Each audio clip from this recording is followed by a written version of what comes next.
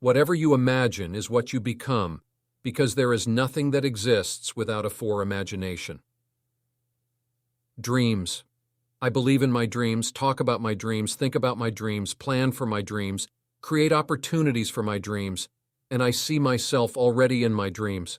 The only way to achieve a dream is to talk about it, believe it, see yourself in it, and create opportunities for it. There is a great willpower that follows whatever you imagine. This willpower gets you going, despite all odds, and the dreams that are supposed to take you 10 to 20 years to achieve are achieved in a shorter period. Paper plans are not enough for dreams.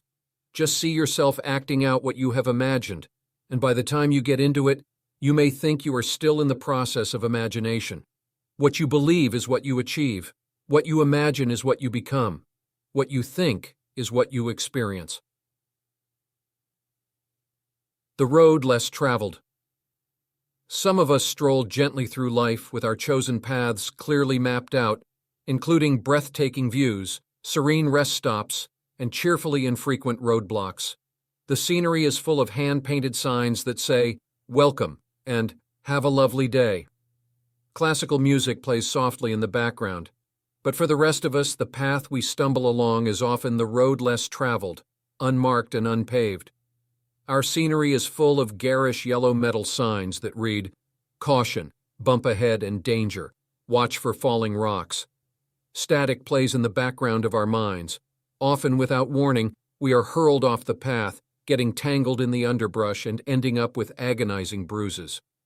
It is easy to begrudge those around us that don't seem to struggle, but we need to remind ourselves that wisdom comes from discord. This is our opportunity to reacquaint ourselves with our own courage, to learn profound lessons, and to heal.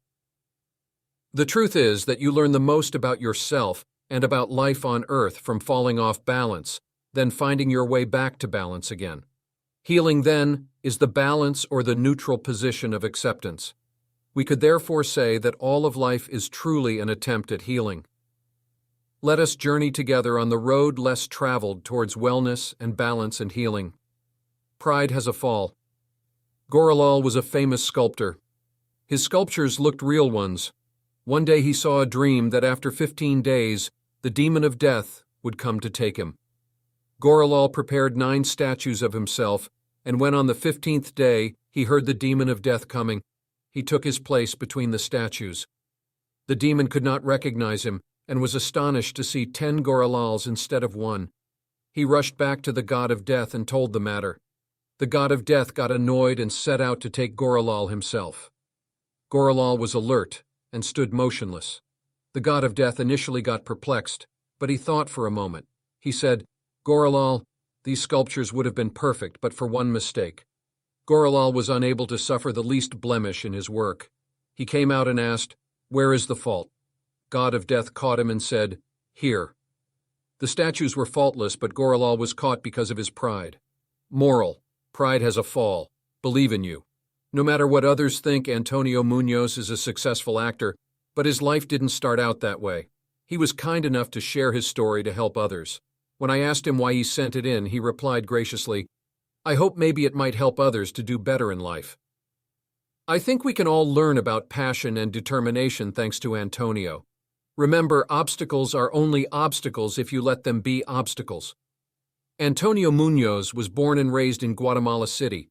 He started racing motocross when he was only 11 years old. During the 3rd year of racing, he suffered a major accident, leaving him with major facial fractures and the loss of taste and smell.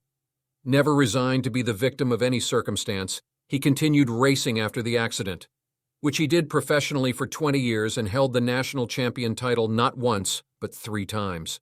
He has since been driven to appreciate the tastes and textures in all aspects of life and the human condition.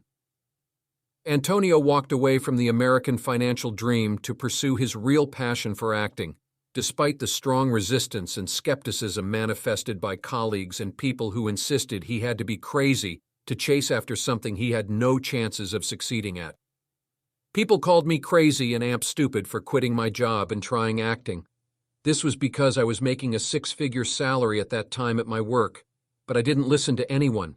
I listened to my heart, and I believe in me. So follow your heart and your dreams always, because we only have one life to live, and never let other ones choose for you.